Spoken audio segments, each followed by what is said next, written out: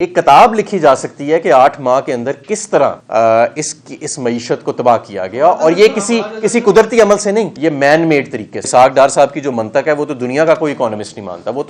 وہ تو بار بار پاکستان کی معیشت کو تباہ کر چکے ہیں۔ آپ نے دیکھ لیا کہ یہ پی ڈی ایم کا جو ایک کارکردگی تھی، تجربہ، یہ فیل ہو گیا۔ اسی طرح اگر کوئی نیا تجربہ کیا گیا وہ بھی فیل ہو جائے گا۔ ایک ہی راستہ ہے، اور وہ آئین جو راستہ بتاتا ہے ہمیں، اور وہ جو جمہوری راستہ ہے کہ عام انتخابات فوری طور پہ کرائے جائیں۔ پاکستان تحریک انصاف کے لیے یہ جد و جہد کا سال تھا، سخت جد و جہد کا۔ ہمارے اوپر بڑی سختیاں آئیں، ہمارے گھروں میں داخل ہوا گیا، چادر اور چار دیواری کو پامال کیا گیا، ہمارے سینئر رہنماؤں کو برہنہ کر کے مارا گیا، ان کے بچوں کے سامنے مارا گیا، ہمارے قائد کے اوپر قاتلانہ حملہ ہوا، ان کو گولیوں سے چھلی کیا گیا، اور ہمارے کارکنوں کو گولیوں سے چھلی کیا گیا۔ کچھ ہمارے کارکن اس دوران شہید بھی ہوئے۔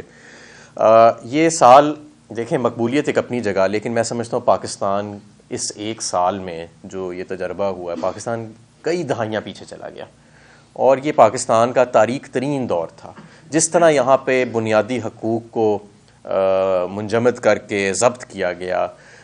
ایسا ماشاء اللہ کے ادوار میں بھی کبھی نہیں ہوا۔ معیشت آپ کی بتدریج بگڑ رہی ہے، لوگوں کے اندر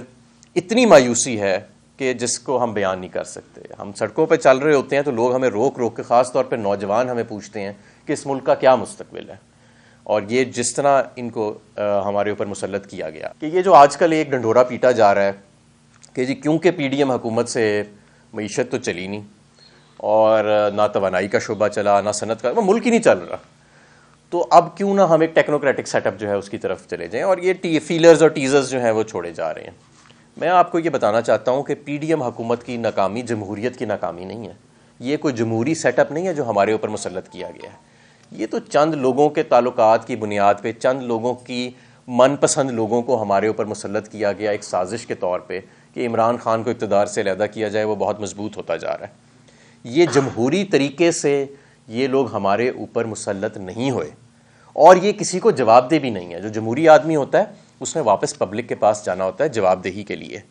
یہی وجہ ہے کہ یہ پرفارم نہیں کر رہے، کیونکہ ان کی پالیسیاں جو ہیں وہ بغیر کسی مینیفیسٹو کے، بغیر کسی پالیسی کے یہ ہمارے اوپر مسلط ہوئے، اور انہیں پتہ ہے کہ انہوں نے جواب کسی اور گھر کو دینا ہے، انہوں نے عوام کو جواب نہیں دینا، اس لیے یہ اپنی پرفارمنس پہ بھی اتنا فوکس نہیں ہے۔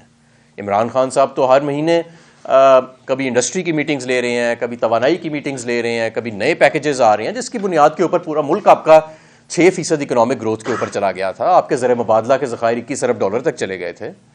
تو یہ ساری چیزیں محنت کے ساتھ ہوئی تھیں، یہ ساری چیزیں ہمیں پتہ تھا کہ ہم نے لوگوں کو جواب دینا ہے۔ ان لوگوں نے تو کسی سے کوئی وعدہ بھی نہیں کیا، تو انہوں نے جواب کیا دینا؟ یہ تو کہیں اور سے آئے ہیں اور کہیں اور کو ہی پیارے ہو جائیں گے۔ تو لہٰذا اس کو پی ڈی ایم حکومت کی ناکامی کو جمہوریت کی یا سیاستدانوں کی ناکامی نہ سمجھا جائے۔ یہ ناکامی ایک خاص سازش کی تھی، ایک رجیم چینج آپریشن کی تھی، اور جو یہ ایک آرٹیفیشل سا سٹرکچر جو ہے اس کو کریٹ کیا گیا ہے، جو پاکستان کے اوپر مسلط کیا گیا۔ ہمیشہ کی طرح باقی تجربوں کی طرح یہ تجربہ بھی ناکام ہوا، اور آنے والے دنوں میں اگر اس ملک کو کوئی سنبھالا دے سکتا ہے تو ایک مضبوط حکومت 5 سال کے لیے جو عوام کے ووٹوں سے منتخب ہو۔ بہت ضروری ہے کہ وہ عوام کے ووٹوں سے منتخب ہو، عوام کو ہی جواب دہ ہو، آئینی ہو، جمہوری ہو، اور جو وہ ریفارمز کرے اس میں پبلک کا بائن ہو، یعنی کہ اس کو پبلک کی حمایت حاصل ہو۔ ورنہ یہاں پہ سیاسی عدم استحکام بڑھے گا، یہاں پہ کیوس بڑھے گا، اور خدا نخواستہ یہاں پہ معاشی طور کے اوپر بھی حالات مزید بگڑیں گے۔ اب میں لوگوں کو یہ بھی بتانا چاہتا ہوں کہ جب ہم کہتے ہیں کہ حالات بگڑیں گے معاشی طور پہ، تو اس کا کیا معنی ہے؟ لوگ کہتے ہیں حالات تو آگے بگڑے ہوئے ہیں، مہنگائی آپ کی 25-30% ہو گئی ہے، بجلی ہے ہی نہیں، اور بجلی اور گیس اگر آئے تو مہنگی بہت ہے، روزگار ہے نہیں، پچھلے جو صنعتیں لگی ہوئی ہیں وہ بھی بند ہو رہی ہیں۔ دیکھیں، اگر آپ جن ممالک کے اندر حالات بگڑیں، اور اللہ کا شکر ہے کہ پاکستان میں کبھی اس نہج پہ حالات نہیں گئے، لیکن اب ہمیں ایک ریالٹی فیس کرنا پڑ رہی ہے کہ یہ جو حالات ہمارے سامنے آ رہے ہیں یہ اسی طرف جا رہے ہیں کہ جو ایک ڈیفالٹ لائک سچویشن ہے۔ سلیکٹیو ڈیفالٹ تو ہم کر چکے ہیں۔ تو ایسی صورتحال میں کیا ہوتا ہے؟ ایسی صورتحال میں یہ ہوتا ہے کہ آپ کو زندگی کی عام اشیاء جو ہیں وہ پھر ملنا بند ہو جاتی ہیں، لمبی لمبی کیوز ہوتی ہیں پیٹرول سٹیشنز کے اوپر، عام چیزوں کے اوپر۔ آپ کو جو امپورٹڈ آئٹمس ہیں خاص طور پہ وہ آپ کو ملنی بند ہو جاتی ہیں، ان کی بلیک مارکیٹ شروع ہو جاتی ہے، اور امن و امان کی صورتحال خراب ہوتی ہے کیونکہ بے روزگاری بہت بڑھ جاتی ہے، آپ کی تمام لوکل صنعت جو ہے وہ بند ہونا شروع ہو جاتی ہے، اور مہنگائی، ابھی تو ہم 25-30% کی مہنگائی کی بات کر رہے ہیں نا جو ہم دیکھ رہے ہیں، پھر مہنگائی آپ کی ہائپر انفلیشن میں چلی جاتی ہے، یعنی 70%، 80%، جیسے ترکی میں اس وقت 85% انفلیشن ہے، اس سے بھی زیادہ بڑھ جاتی ہے ہر مہینے کے حساب سے قیمتیں، یعنی آپ کے روپے کی قدر جو ہے وہ بالکل بیکار ایک کاغذ کا ٹکڑا صرف بن جاتا ہے۔ تو یہ خدا اللہ کرے کہ یہ وقت کبھی نہ آئے، لیکن جس نہج پہ معاملات کو لجایا جا رہا ہے، میں سمجھتا ہوں کہ کوئی سنجیدہ منصوبہ سازی نہیں ہو رہی۔ اسحاق ڈار صاحب 2-3 دفعہ پہلے وزیر خزانہ رہ چکے ہیں، جب بھی یہ وزیر خزانہ بنے تو معیشت کے اندر ایک بہت برا کرائسس آیا۔ پچھلی دفعہ جب یہ وزیر خزانہ بنے تھے تو اس وقت کموڈٹی پرائسز لو تھیں، ملکوں کے ریزروز بڑھ رہے تھے، پاکستان میں یہ ڈالرز کی شارٹیج کریٹ کر گئے، اور ابھی بھی جس منطق پہ یہ لگے ہوئے ہیں، کوئی بھی سنجیدہ معاشی ماہر جو ہے وہ میں نہیں سمجھتا کہ ان کی پالیسیز کو ریٹیفائی کرے گا یا ان کی پالیسیز کو سمجھ بھی سکے گا۔ ان کی ایک اپنی منطق ہے، اور اس منطق کے پیچھے یہ ملک جو ہے مزید اب اس کی معیشت گوارا نہیں کر سکتی کہ ہم اس طرح غیر سنجیدہ طور پہ اس معیشت کو چلائیں۔ میں آپ کو یہ بھی بتاتا چلوں کہ یہ پی ڈی ایم کے جو سارے قائدین ہیں، ان کے تو باہر اثاثے ہیں، ان کے تو باہر اربوں ڈالر کے اثاثے ہیں، ان کو تو شاید اس طرح کا دکھ یا اس طرح کی فکر نہیں ہے جس طرح کہ ہم سب کو ہے اس ملک کی معیشت کے حوالے سے، اس ملک کی سیاست کے حوالے سے۔ تو ہمیں اس ملک کو بچانا ہے، اور اس ملک کو الیکشنز کے ذریعے ہی بچایا جا سکتا ہے۔ کوئی تیسرا منصوبہ، کوئی تیسرا تجربہ، کوئی تیسرا راستہ ہمیں مزید انارکی کی طرف لے کے جائے گا۔ تو اس لیے اگر کوئی سوچ رہے ہیں اس بارے میں، یا ان کا خیال ہے کہ عمران خان کیونکہ اب بہت مضبوط ہیں، پاپولر ہیں، اور ان سے چھٹکارا صرف اسی حالت میں ہے کہ کاؤنسلر کے الیکشن بھی نہ کرائے جائیں۔ اب آپ دیکھیں اسلام آباد میں کاؤنسلر کے الیکشن سے بھی فرار اختیار کر گئی پی ڈی ایم حکومت۔ تو عام انتخابات جو ہے ظاہر ہے اس سے ان کے خوف کا عالم جو ان کے چہروں سے نظر آتا ہے جب عمران خان کا آپ نام لیں یا الیکشن کا نام لیں، وہ تو واضح ہے۔ لیکن اگر پاکستان کو ہم نے بچانا ہے تو پاکستان کی جو سب سے بڑی جماعت ہے پارلیمنٹ کے اندر بھی اور باہر بھی، یعنی پاکستان تحریک انصاف، اس کو آپ دیوار سے لگا کے سیاسی استحکام اور معاشی استحکام نہیں لا سکتے۔ دیکھیں، میں سمجھتا ہوں کہ اگر عام انتخابات ہو جاتے ہیں تو اس وقت جو معاملات جس نہج پہ کھڑے ہیں وہ پولیٹیکل انجینئرنگ سے آگے جا چکے ہیں۔ اب پولیٹیکل انجینئرنگ سے یہ نہیں ہے کہ یہ جو بائی الیکشنز ہوئے ہیں اس میں پولیٹیکل انجینئرنگ نہیں ہوئی، بے شمار پولیٹیکل انجینئرنگ ہوئی ہے۔ ہمیں پتہ ہے الیکشن کمیشن کیا کر رہا تھا، ہمیں پتہ ہے کہ کس طرح سے چیزوں کو مینیج کرنے کی کوشش کی گئی جولائی کے اندر اور بعد میں، لیکن آپ نے رزلٹ بہرحال دیکھ لیا، اور اب تو معاملات اور بھی لوگوں کے سامنے حقیقت کھل کے آ گئی ہے۔ میں نہیں سمجھتا کہ اب پولیٹیکل انجینئرنگ اگر کوئی کوشش بھی کرے تو اس کا کوئی ان کو فائدہ ہوگا، بلکہ الٹا نقصان ہوگا۔ پاکستان کے عوام جو ہیں وہ میں سمجھتا ہوں اپنا مائنڈ میک اپ کر چکے ہیں۔ دیکھیں، ظاہر ہے کہ ہمارا تو کوئی رابطہ نہیں ہے ہم سے کسی سے، اور نہ ہی ایسی بیہودہ چیز کے بارے میں ہم سے کوئی کانفیڈنس میں لینے کی کوشش کی گئی ہے۔ لیکن البتہ یہ ضرور ہے کہ جو سازشیں ہو رہی ہیں پچھلے 8 ماہ سے 9 ماہ سے پاکستان کے اندر، اس سے ہم واقف ہیں، اور ہمیں یہ بھی معلوم ہے کہ عمران خان، بہرحال آپ سمجھ لیں کہ ضرور اللہ کرے ہمارا ہنچ ہی ہو، اور اللہ کرے اس کے اندر کوئی حقیقت نہ ہو، لیکن اگر اس کے اندر کوئی حقیقت ہے تو ہم اس کو پہلے ہی بتا دینا چاہتے ہیں کہ پاکستان کی عوام ایسا کوئی تجربہ، پاکستان کی عوام کو اقتدار سے دور رکھنے کے لیے اور پاکستان کی عوام کی پسند کو اور ان کے نمائندوں کو، چاہے جو بھی ہو، چاہے پاکستان تحریک انصاف ہو یا کوئی اور ہو، یہ جمہوریت معیشت خراب کر کے اس کو بنیاد بنا کے جمہوریت کو کسی کو ڈیریل نہیں کرنے ہم دیں گے انشاءاللہ۔ یہ بتائیے کہ آپ گزشتہ 6 ماہ کے گناہوں کی بات کر رہے ہیں کہ 6 ماہ میں جو کچھ ہوا 8-9 ماہ میں 9 ماہ رکھ لیں، لیکن پچھلے جو 6 سال میں کیا آپ عمران خان صاحب والا لانچ کرنے یا ان کو اقتدار میں لانے کے لیے جو کچھ ہوتا رہا، اس کے لیے بھی کبھی کیا معافی مانگیں گے؟ اس پر بھی بات ہو سکتی ہے، بات کیا ہو سکتی ہے؟ صرف دیکھیں، میں تو یہ سمجھتا ہوں کہ عمران خان صاحب کی جو 25-30 سال کی جد و جہد ہے وہ ایک مثالی ہے کسی بھی ملک کے لیے اور کسی بھی سیاسی رہنما کے لیے، کسی بھی تحریک کے لیے۔ عمران خان صاحب نے جس طرح سے اس ملک میں ایک تیسری جماعت کا قیام کیا، اور کیا کسی نے پروجیکٹ عمران کیا، یہ جو 30 اکتوبر کو 2011 کو میدان بھرے تھے، بار بار بھرے تھے مینار پاکستان کے، تو کیا کوئی سول کپڑوں میں لوگ لاکھوں کی تعداد میں آ رہے تھے؟ اور کیا جس طرح عمران خان صاحب جو ہے جدھر جاتے ہیں اور جس طرح سرویز ان کے حق میں ہمیشہ آئے اور جو ہماری گورنمنٹ کی پرفارمنس رہی ہے معیشت کے اوپر اور دوسرے معاملات کے اوپر، وہ کوئی پروجیکٹ تو نہیں تھا نا. اگر پروجیکٹ ہوتا تو آج شاید عمران خان آج بھی اقتدار میں ہوتا. یہ بتائیے 2022 ختم ہونے والا ہے، اس سال کو آپ کیسے دیکھتے ہیں پاکستان تحریک انصاف کے لیے؟ اس میں آپ کو اقتدار سے بے دخل کیا گیا، لیکن اقتدار سے بے دخل ہونے کے بعد پاکستان تحریک انصاف نے جو مقبولیت حاصل کی، پھر عمران خان صاحب پر قاتلانہ حملہ بھی ہوا، اور اب جو صورتحال ہے اس پورے سینیریو کو اس سال کو پاکستان تحریک انصاف کے لیے کیسے ڈیفائن؟ دیکھیں، پاکستان تحریک انصاف کے لیے یہ جد و جہد کا سال تھا، سخت جد و جہد کا. ہمارے اوپر بڑی سختیاں آئیں، ہمارے گھروں میں داخل ہوا گیا،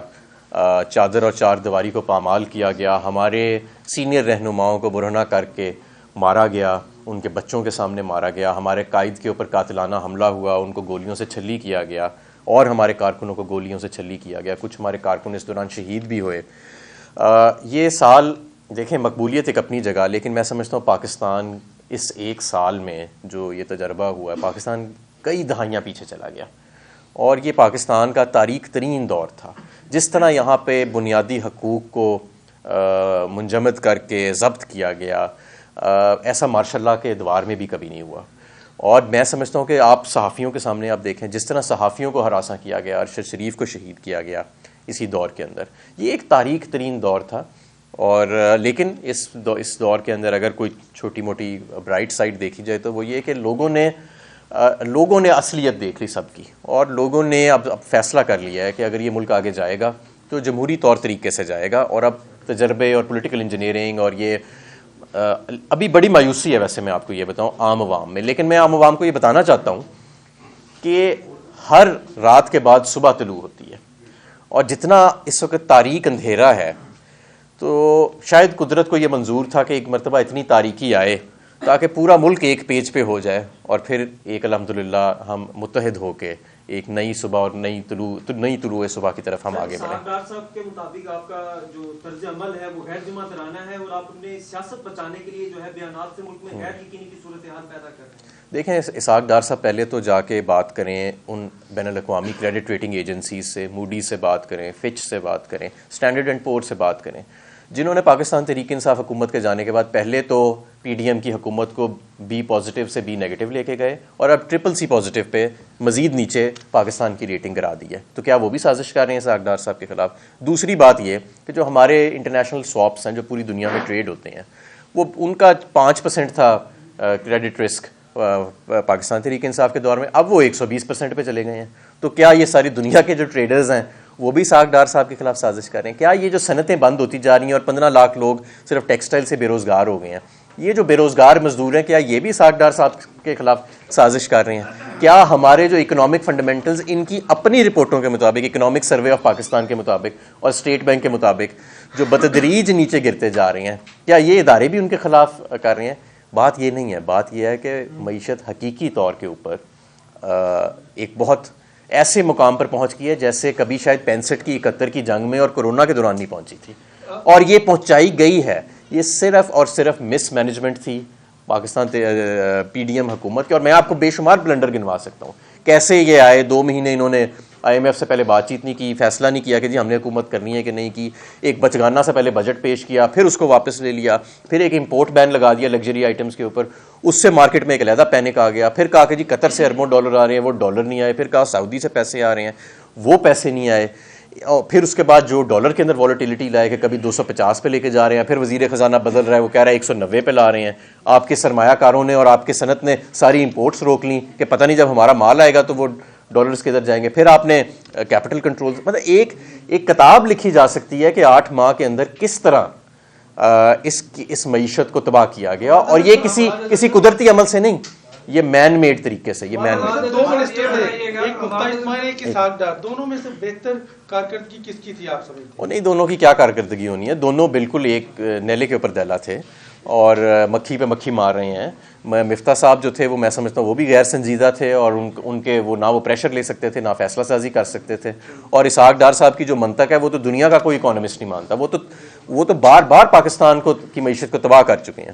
جی صاحب یہ بتائیے گا کہ یہ گزشتہ 8 ماہ نکال کر खैबर पख्तूनख्वा के अंदर जो है वो क्यों तारीखी तरक्की नहीं ला सकी पाकिस्तान तहरीक इंसाफ? मैं समझता हूँ बेहतरीन तरक्की है खैबर पख्तूनख्वा। आज जो ANP के दौर से आप कंपेयर करें और आप कंपेयर करें, खैबर पख्तूनख्वा में ज़मीन आसमान का फ़र्क है। आप जब आप आए, खान साहब शबूल खान साहब ने कहा कि हमने होमवर्क नहीं किया था, अब की बार आप लोग बहुत ज्यादा मोटिवेटेड दिखाई दे रहे हैं। अगर आप दोबारा आते हैं इंतखाबात के बाद, अवाम आपको लेकर आती है, तो क्या रोड मैप है, क्या आप लोग? देखिए हमारे पास एक ऐसी हम हमारी जितनी भी टीम है वो एक सीजन टीम है जिन्होंने तमाम वजारतें देखी भी हैं और उनमें डिलीवर भी किया है। और आपको पता है कि पाकिस्तान के अंदर जो ऑप्टिमिज़म था मार्च तक और जो एक मईशत के अंदर वाइब्रेंस थी वो पहले कभी नहीं थी। तो ये सारी दिन रात हमारे बेहतरीन मंसूबे, हमने 2018 की मईशत को उठाया, हमने कोविड के दौरान मईशत को उठाया, हमने एक सस्टेनेबल ग्रोथ पाथ के ऊपर मईशत को डाला, मुख्तलिफ शोबों के अंदर हमने सक्सेसफुली नेविगेट किया मुश्किल हालात के अंदर। तो हमारी टीम है वो अल्हम्दुलिल्लाह इस काबिल भी है और वो उसके पास तजर्बा भी है कि ज़ाहिर है देखें ये एकदम नहीं होएगा, इसके लिए दिन रात मेहनत करनी पड़ेगी, फैसले करने पड़ेंगे और ये एक मुश्किल अमल से हमें गुजरना पड़ेगा। लेकिन ये वो अमल है जो आप आवाम की हमायत के बगैर अब इस मुल्क को उसके पैरों पर खड़ा नहीं कर सकते। बहुत शुक्रिया।